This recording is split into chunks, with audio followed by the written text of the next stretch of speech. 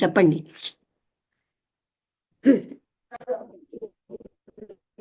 నమస్తే అమ్మ. నమస్తే. కాబట్టి ఇంతవరకు మనం ఏంటంటే ఈ సెల్ఫ్ సాక్రిఫైస్ అనేది చాలా గొప్పగా ఇదయ్యాం. ఎప్పుడైతే మనకి అలా సంఘర్షణ అయిందో సంఘర్షణమయం అయిపోయాం, అక్కడ మనకు అవగాహన వచ్చే అవకాశమే లేదు. కాబట్టి ఏంటవుతుందంటే మనకు తెలిసినటువంటిది మనం ఏదో చాలా గొప్పగా మనం ఊహించుకుంటూ ఊహాలోహాలు వెళ్ళిపోతాం తప్ప అక్కడ మనకి అవగాహన రాదు. అందుకే కృష్ణమూర్తి గారు మనకి ఏం చెప్తున్నారంటే సంథింగ్ లో ఏం లేదు, అంత నథింగ్ లో ఉంది. అయితే ఇంకోటి ఏంటంటే మనం నథింగ్ ఉండడానికి ఎప్పుడు మనం ఇష్టపడం. అంటే మనం ఉన్నటువంటి మనం అంటే ఏదో పేరుతో లేదా ప్రఖ్యాతితో లేకపోతే ఇంకేది నేను గెయిన్ చేశానని దాంతో ప్రతి దగ్గర ఏంటవుతుందంటే మనం ఒక బంధం పెట్టేసుకుంటాం. అప్పుడు బంధం పెట్టేసుకున్నాం కాబట్టి మనం బంధ రాహిత్యానికి మనం ఇది చదువుతున్నాం. అంటే బంధమే లేకపోతే ఇంకా బంధ రాహిత్యం ఏంటి ఇంకా. కాబట్టి అదంతా కూడా నథింగ్ లోనే ఉంది అన్నటువంటి సత్యం అనేది మనకి కృష్ణమూర్తి గారు ఒకటి రెండు సార్లు మనం చెప్తున్నారు. అలాగే మన చుట్టూ ఎప్పుడు కూడా శూన్యం ఉంటుంది. కానీ మనం ఏం చేస్తున్నాం అంటే మన మనస్సును అనేకమైనటువంటి విషయాలతో నింపేసుకుని నేను నథింగ్ ఉండడానికి ఎప్పుడు ఇష్టపడట్లేదు. నారాయణ గారు, సో మన చుట్టూ శూన్యం కాదు, మనం శూన్యమై ఉన్నాం. ఇదమ్మా మనం శూన్యమై ఉన్నాం, మన చుట్టూ శూన్యం కాదు. అవునమ్మా, మనమే శూన్యమై ఉన్నాం. అందుకే మేడం గారు ఒకసారి ఒక విషయం చెప్పారండి, ఒక 10 years బ్యాక్. నారాయణ గారు నీకేమీ తెలియదని హాయిగా ఒక అరగంట సేపు హాయిగా అలా కూర్చోండి, మీరు నథింగ్ అయిపో కదా, ఒక చోట కూర్చోండి అన్నారు. అలాగేనా మనం అలా ఏంటవుతుందంటే మనం ఎప్పుడు కూడా మనం రోజులో ఒక అరగంట గంట లేదా పావు గంట 10 నిమిషాలు ఎప్పుడు కూడా ఏంటవుతుందంటే నథింగ్ అవ్వడానికి మనం ఎప్పుడు ఇష్టపడమండి. ఎప్పుడు కూడా సంథింగ్ అయిపోవాలి. సో సంథింగ్ అయిపోవాలి. నా ఉన్న యథార్థ స్థితి ఏంటో నాకు అర్థం కావట్లేదు. ఇక్కడే మనకి ప్రాబ్లం అంతా క్రియేట్ అవుతుందమ్మా. కాబట్టి ఈ సెల్ఫ్ సాక్రిఫైస్ అనేది మనకి సెల్ఫ్ ఎక్స్టెన్షన్ తప్ప, అంటే ఏదో పొందాలనేటువంటి కోరిక ఉంటుంది తప్ప అక్కడ అంటే ఇది కాకపోతే ఇంకో రకం ఏదో ఒకటి త్యాగం చేశాను, ఇంకో దాంతో అటాచ్మెంట్ అవుతుంది. ఇప్పుడు ఇలా ఏంటవుతుందంటే ఈ దాంతో మనం ఏంటవుతుంది, అటాచ్మెంట్ అయిపోతున్నాం. కాబట్టి ఏ అటాచ్మెంట్ కూడా అన్ని అటాచ్మెంట్లు కూడా ఏంటవుతుందంటే మన దుఃఖానికి హేతు అవుతాయి తప్ప అక్కడ మనకి స్వేచ్ఛ అనేటువంటిది ఉండదు. కాబట్టి మనం ఎప్పుడైతే నథింగ్ అనేది మనమే నథింగ్. అందుకే చూడండి, ఒకసారి సోక్రటీస్ కి మీరు చాలా జ్ఞానం అని చెప్పి ఒక వ్యక్తి వెంటబడుతుంటాడు అనమాట. వెంటబడితే రేపు చెప్తానంటాడు, మళ్ళా వెంటబడతాడు. అప్పుడు సార్ మీకు ఇది ఏంటి సార్ ఏంటంటే అప్పుడు చెప్తాడు, అయ్యా నాకేం అర్థం, ఈ ప్రపంచంలో నాకేం అర్థమైందంటే నేను మొత్తం శూన్యం, నాకేం తెలియదని నాకు అర్థమైందని చెప్పి సోక్రటీస్ అంటాడు. అది ఏంటి అనుకుంటే ఆయనకి ఏమి తెలియదని అర్థం అవుతుంది. ఎందుకంటే కృష్ణమూర్తి గారి హైయెస్ట్ ఫిలాసఫీ అలా ఉంటుంది. కాబట్టి ఆ ట్రూత్ ని ఎప్పుడైతే మనం అంటే ఎప్పుడు నథింగ్ అవ్వడానికి ఎప్పుడైతే మనం నిరంతరం మనం ప్రయత్నించామో అప్పుడు ఇంకా కృష్ణమూర్తి గారి యొక్క తత్వం ఇంకా మనకు బాగా అర్థం అవుతుంది. ఎందుకంటే ఒక 10 years బ్యాక్ ఆదిలోని అంతంలోని స్వేచ్ఛ అని చెప్పి ఒక బుక్ చదివితే ఏమీ అర్థం కాలేదండి కృష్ణమూర్తి గారిది. అలా పదాలు వెళ్ళిపోతున్న తప్ప ఏం అర్థం కాల. కాబట్టి ఇలా ప్రతి విషయాన్ని చాలా లోతులోకి ఎక్కడెక్కడైతే మనం రాంగ్ చేస్తున్నామో ఆ రాంగ్ మనం కవర్ చేసుకుంటూ ఉన్నదే అసలైనటువంటి సత్యం. అది మనం రకరకాలైన పేర్లు పెట్టుకోవచ్చు. కాబట్టి ఇలాంటి గొప్ప సత్యం అందించినటువంటి మేడం గారి నమస్కారాలు. గురువు తత్సత్. బాగానే అర్థం చేసుకున్నారు, బాగానే అర్థమైంది. నారాయణ గారు బాగానే చెప్పారు. ఇంకా సుజాత గారు చెప్తారా, లేకపోతే టైం లేదంటే చెప్పండి, అర్థమైంది. అర్థమైందమ్మా. త్యాగాన్ని కూడా మీరు గడ్డిపోచుతో తీస్తారని చెప్పారు. చాలా బాగా గతంలో క్షమాపణ కూడా చెప్పుకొచ్చారమ్మా. గాయపడేవాడు నేను చేస్తున్నాను అనేవాడు ఉన్నంత వరకు వీటిని క్షమాపణ, గాయం అనేది లేనప్పుడు మంది ఎట్లాగా అవసరం లేదు, అలా గాయపడేవాడు లేనప్పుడు క్షమించడం, క్షమాపణ కోరటం అనేది కూడా లేదని గతంలో కూడా చెప్పారమ్మా. ఇవి రెండు మన కల్చర్ లో క్షమించడం అనేది తర్వాత ఇప్పుడు త్యాగేనైక అమృతత్వ మానుష అని అంటారేమో. అంటే ఇక్కడేమో కృష్ణమూర్తి గారు ఇట్లా తీసేశారు దీన్ని కూడా. అంటే పట్టుకున్నాను అనేటువంటి ఫీలింగ్ ఉన్నవాడు విడిచిపెట్టడము, పట్టుకునేవాడే లేకపోతే అనేది ఇప్పుడు మీరు చెప్పింది అర్థమవుతుందమ్మా. ఇట్లా చాలా గొప్ప విషయం ఇది.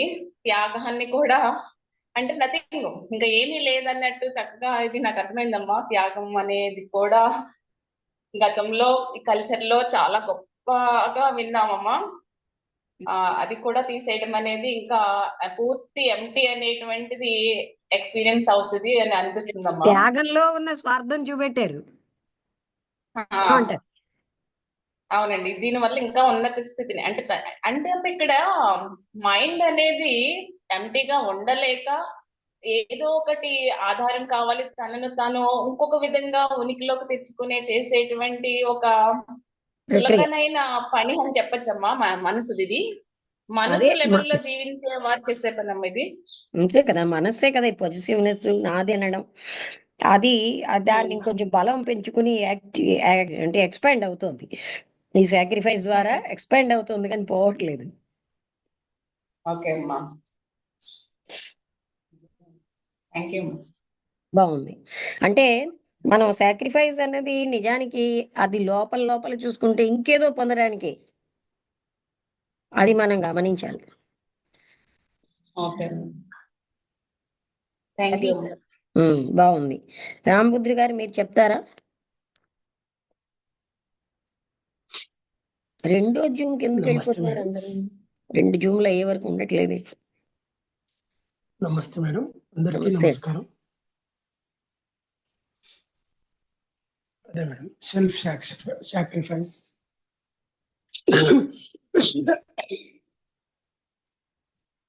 ఇక్కడ అంటే నేను త్యాగం చేస్తున్నాను అని అనుకున్నప్పుడు అంటే ఇంకొక దాని కోసం, అంటే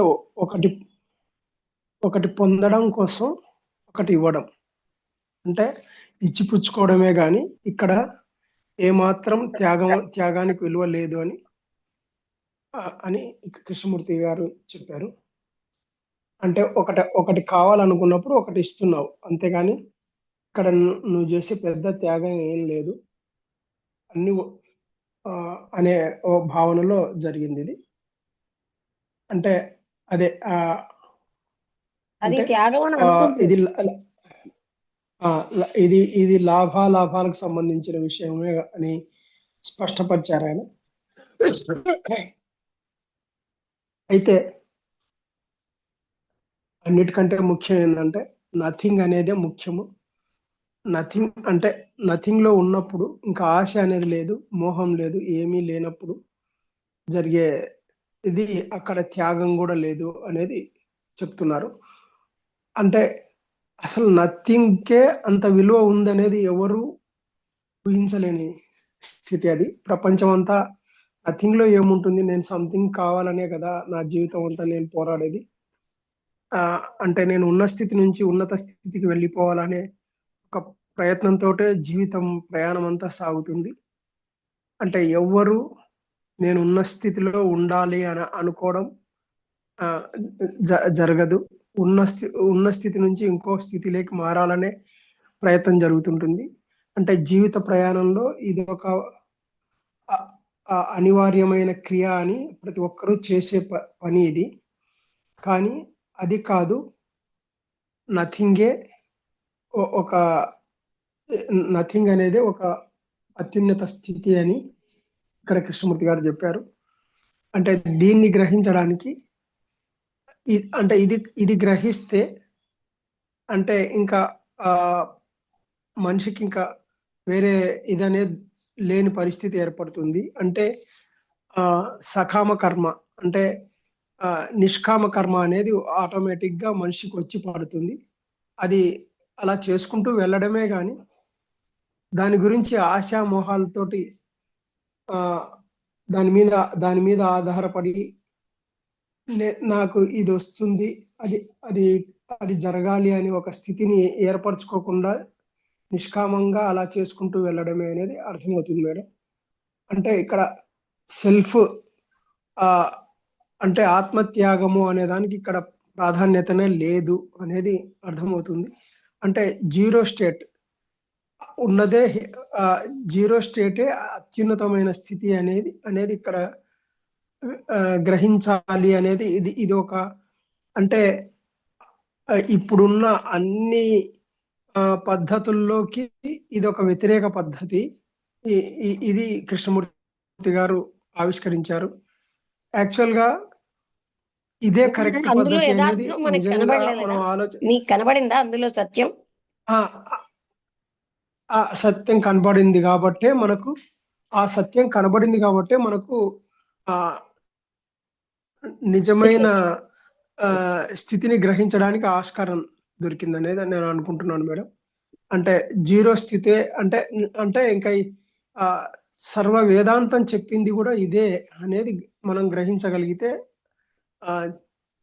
గ్రహించాలి. ఎందుకంటే వేదాంతం చెప్పిందే ఇది.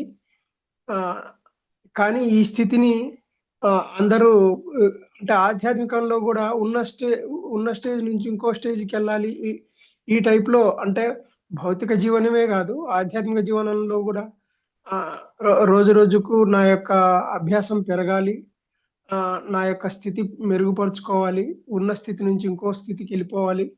ఇలాగా అంటే అది ఒక ధ్యానం కావచ్చు, జపం కావచ్చు, తపం కావచ్చు, అన్ని విధాలుగా అంటే ఆధ్యాత్మికంలో కూడా ఒక స్థితులను ఏర్పరచుకొని ఆ వైపు ప్రయాణం చేయడానికి ప్రయత్నించే ప్రతి మానవునికి ఇది ఒక అద్భుతమైన జవాబు. అయితే ఇక్కడ నథింగ్ అంటే ఊరిక కూర్చోవడం కాదు, ఆ ఉన్న స్థితిని అంగీకరించి నిష్కామంగా ప్రయత్నం చేయడమే నథింగ్ అనేది అర్థమవుతుంది. ఇక్కడ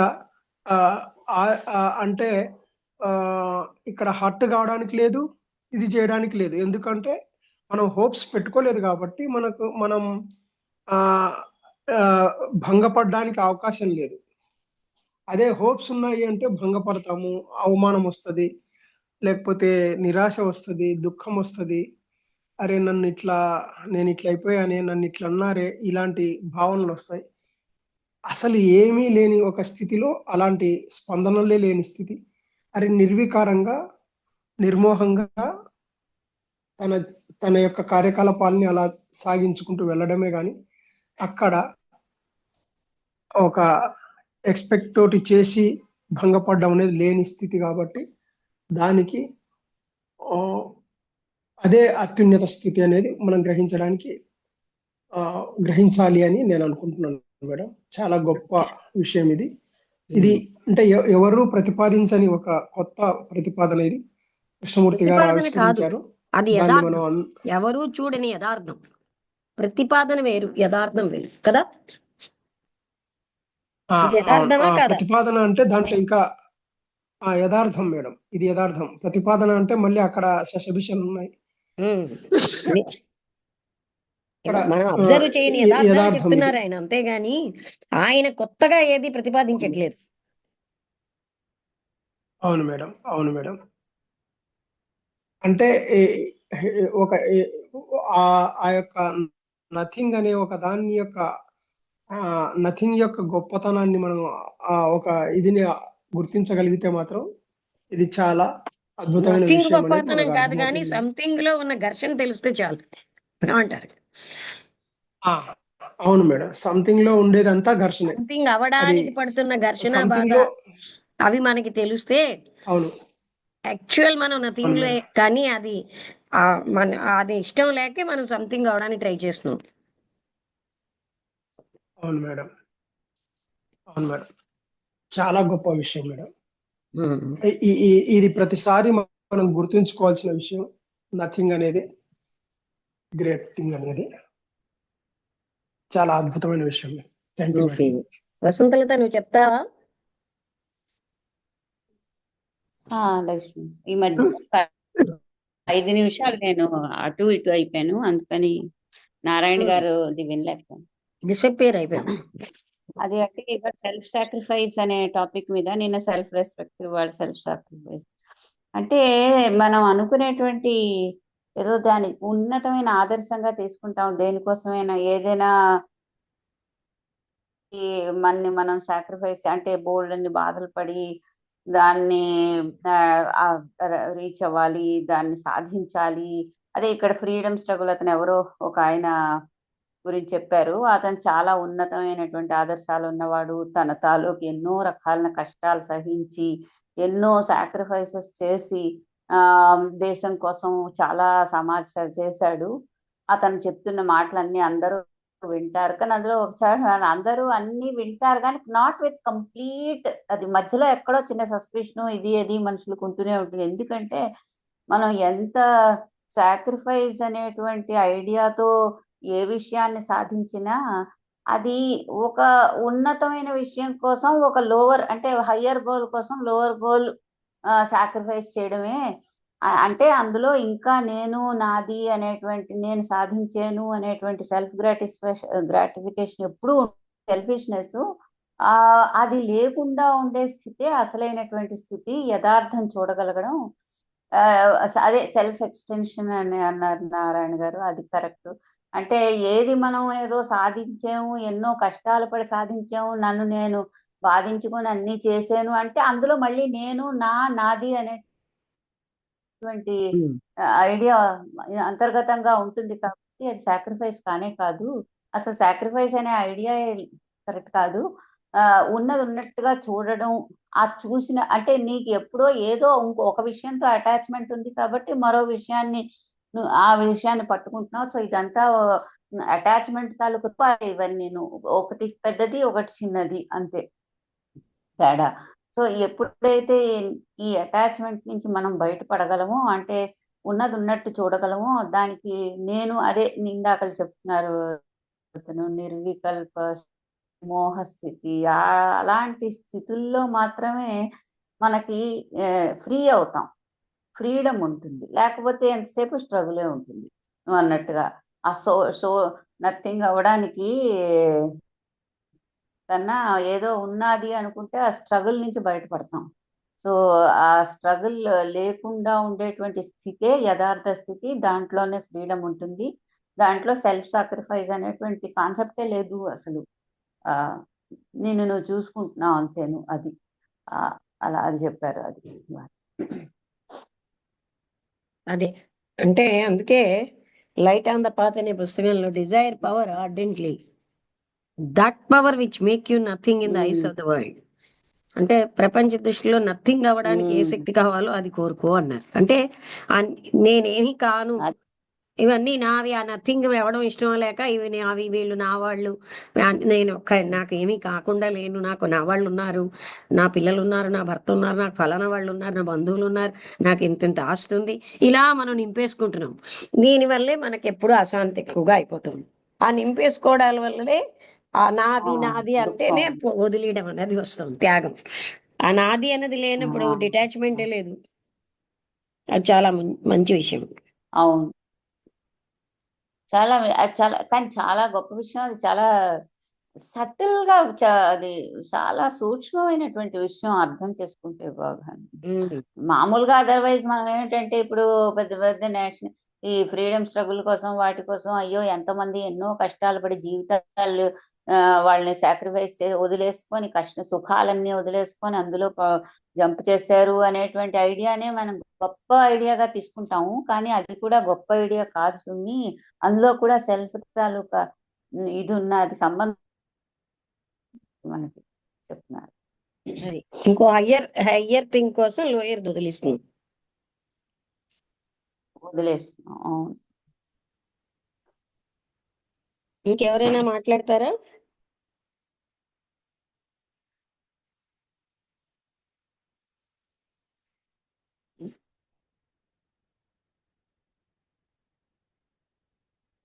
లక్ష్మి, హలో.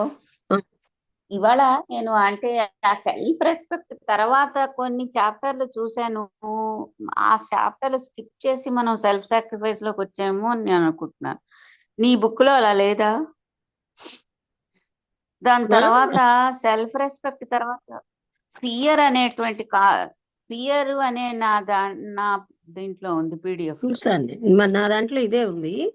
అయినా మరొకసారి అంటే అబ్బాయి కూడా అవే పెట్టాడు, ఆ అబ్బాయి పుస్తకంలో. అంటే ఏమో అని చెప్పి అనుకున్నాను నేను మొదలు పెట్టినప్పుడు. చూస్తాను మరొకసారి. సరే, అలా అయితే మరి రేపు సెల్ఫ్ రెస్పెక్ట్ తర్వాత నెక్స్ట్ నాకు టైటిల్ ఫియర్ అని కనిపించింది. సెల్ఫ్ సాక్రిఫైస్, సెల్ఫ్ రెస్పెక్ట్ తర్వాత ఫియరా అని నా దాంట్లో కనిపించింది. మన రకరకాల PDFలు ఉంటాయి కదా, అందులో మార్పులు ఉండొచ్చు. చూస్తాను. అలా అలా. ఇంకెవరైనా మాట్లాడతారా? నాయుడు గారు, రమణ.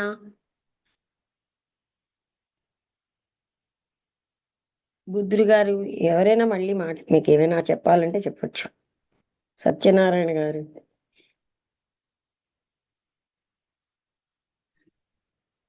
చాలా గొప్ప విషయం అది. ఏంటండి? ఈ త్యాగము అనేటువంటి మనం పేరు పెట్టేటువంటిది ఉమ్, సెల్ఫ్, అది చాలా గొప్ప విషయంగా చెప్పారు కృష్ణమూర్తి గారు. ఎందుకంటే మనం ఏదో చాలా గొప్ప పని చేసేసాం, అది సాయం చేసాం, ఇది సాయం చేసాం, అది ఇచ్చేసాం అనుకుంటాం. అది త్యాగమే కాదని చెప్పారు ఆయన. దానికి ఇంకో దానికి వాంఛించి ఇది ఇస్తున్నామని చెప్పారు ఆయన ఆ అర్థం చేసుకునే విధానంలో. అంతే కదా. అంటే అతను చెప్పడం అన్న దాంట్లో మనం కూడా యథార్థం అంతే. చూడొచ్చు. మరొకటి పొందడానికి ఇది వదిలేయడం అది త్యాగం ఎలాగే. అంతే. త్యాగం కాదు అది యాక్చువల్ గా. అసలు దానము కన్నా త్యాగము గొప్పది అనుకుంటాం. అసలు దానము గొప్పది కాదు, త్యాగము గొప్పది అని దానికి ప్రతిఫలం ఆశించే మనం చేస్తున్నామని ఉద్దేశం. ఉమ్, అది ఒక పుణ్యం అవ్వచ్చు, లేకపోతే ఇంకోటి అవ్వచ్చు, ఏదన్నా కోరుకుని చేస్తున్నాం అనే ఉద్దేశంతో ఆయన చెప్పారు. ఒక దానికోసం కోరుతున్నాం అని. అసలు ఏది మంద కాదు అనేది ఫీలింగ్ ఉండాలి, నాకు నథింగ్.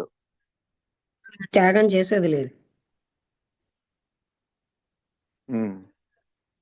నాది అని దానికి ఉన్నప్పుడే ఆ భావం త్యాగం. పెట్టకూడదు మనం అసలు. త్యాగం అనేది ఉమ్.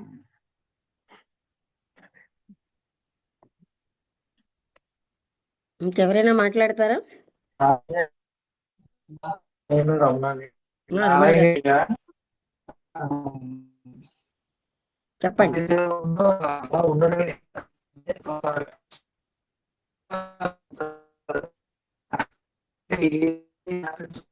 రమణ గారు, మీ మైక్ కట్ అవుతుందండి. కట్ అవుతుందా? ఇప్పుడు ఇది ఏదైతే ఏదైతే నిష్కామంగా ఉందో అది చూపిస్తున్నారు కృష్ణమూర్తి గారు. ఇంకా అక్కడ ఏది లేదు పేరు పెట్టడానికి గాని చూపించడానికి గాని, ఏదో ఒకటి ఆశించి చేస్తున్నాము అనేది క్లారిటీ ఇచ్చారమ్మా బాగా. ఇక్కడి నుంచి వెళ్ళిపోతే మళ్ళా ఇంకోటి వెళ్ళిపోతే ఇంకోటి. ఇక్కడ త్యాగం చేస్తున్నాం అంటే మళ్ళీ స్వర్గంలో ఏదో పొందుతాము, లేకపోతే రకరకాల అయినది ఏదైతే ఉందో అది మైండ్ లో ఉంటది అనేది క్లారిటీగా చూపించారని అని అర్థమైంది.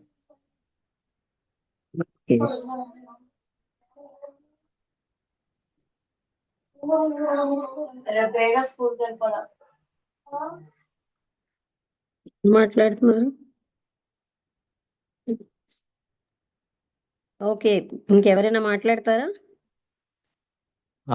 అమ్మా చెప్పండి. అంటే చాలా సందర్భంలో మీరు మాట్లాడే చాలా సందర్భంలో పరులు ఎవరు అన్నారమ్మా చాలా సార్లు. అంటే అంటే ఇవ్వబడుతున్నది ఎవరికి ఇవ్వబడుతుంది? నాకు నేనే ఇచ్చుకోవడమా? అది అంటే ఏది చేసినా దాని వెంట అంటే అది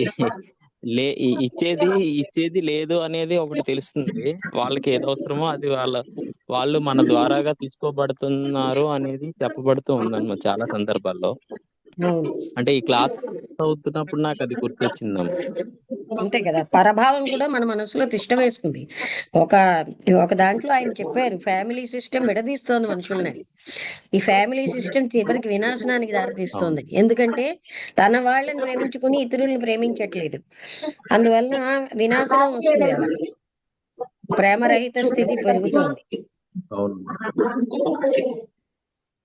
ఎవరిది సౌండ్ వినబడుతోంది?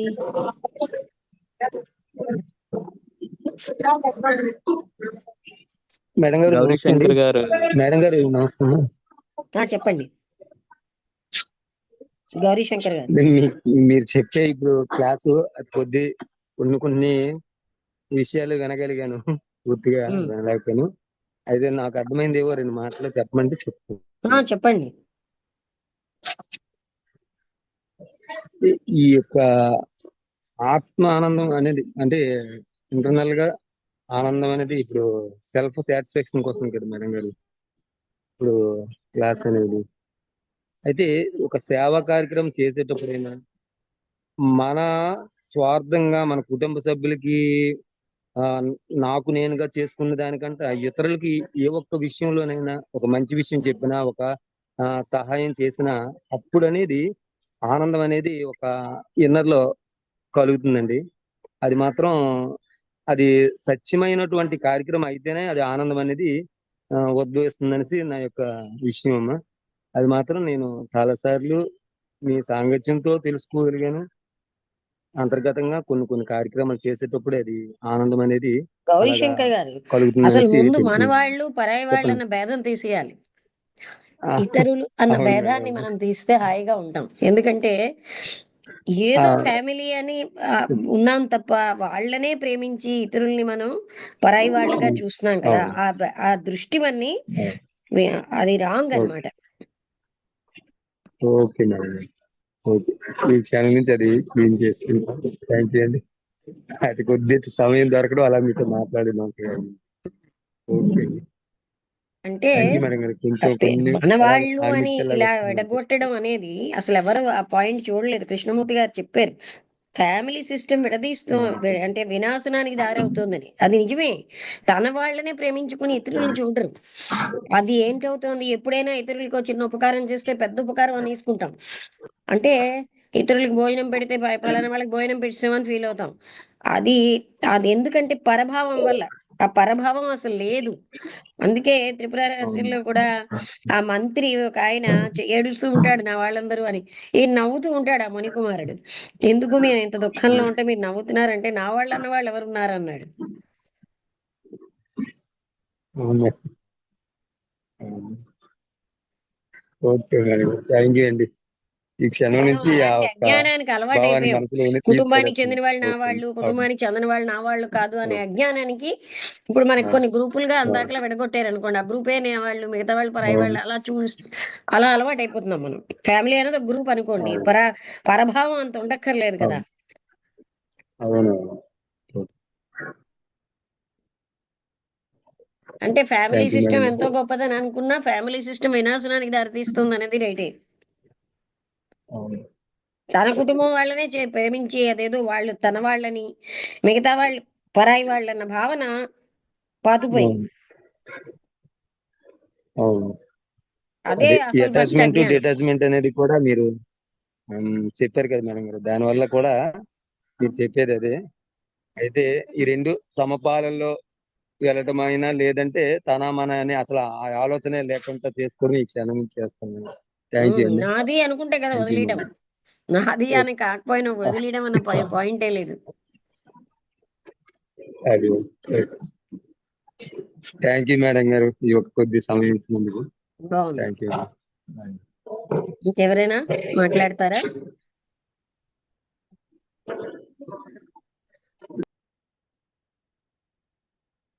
నాయుడు గారు, మీరు చెప్పడం అయిపోయిందా? అయిపోయిందమ్మా, అంతే అమ్మా. ఓకే, అయితే ఇంకా ముగించేద్దాం. అందరికీ నమస్కారం.